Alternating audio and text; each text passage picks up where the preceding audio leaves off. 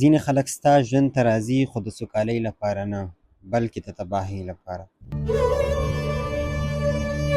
له دې کسانو ځان وساته، مخکې له دې چې خپله ارامي وبایلې. اول، هغه څوک چې تا نه خوښوي. که څوک تا نه خوښوي، د هغوی لپاره وخت مه ضایع کوه. ته یو نعمت یې. ته باید هلته اوسې چیرته چې ستا ارزښت وپېژندل شي. دوم، هغه څوک چې ستا له سترګو لوېدلي وي.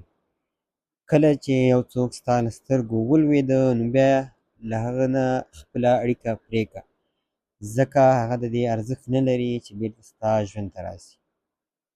دریم، هغه څوک چې تا ته سټرس یعنې خفګان درکوي. ژوند لا خپله ستونزمن ده. که څوک د ذهن ته زهر ور اچوي، باید لرې یې کړې، ځکه ذهن دې سکون ته اړتیا لري، زهرو ته نه. څلورم، هغه څوک چې تل له تا سره شخړې کوي. داسې خلک نه غواړي پوه شي. غواړي تا ته زور کاره کړي. بحث نه، سوله غوره ده. پنځم، هغه څوک چې له تا ناوړه استفاده کوي. که څوک ستا مهرباني د کمزورۍ نښه وګڼي، نو هغوی ستا په ارزښت نه پوهېږي. خپل ځان ته وفادار اوسه، نه هغوی ته. شپږم، هغه څوک چې په تاسو منفي تاثیرات پرېږدي. هر ملاقات یا هره خبره دې ماتوي.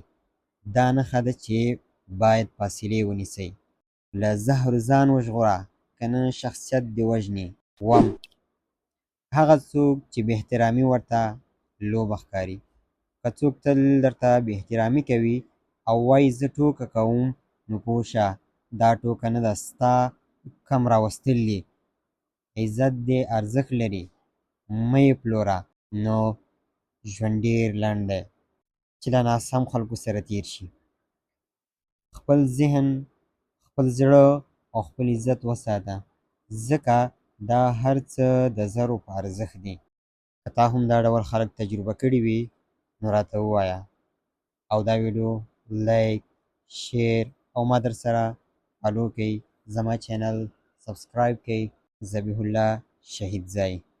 وسلام.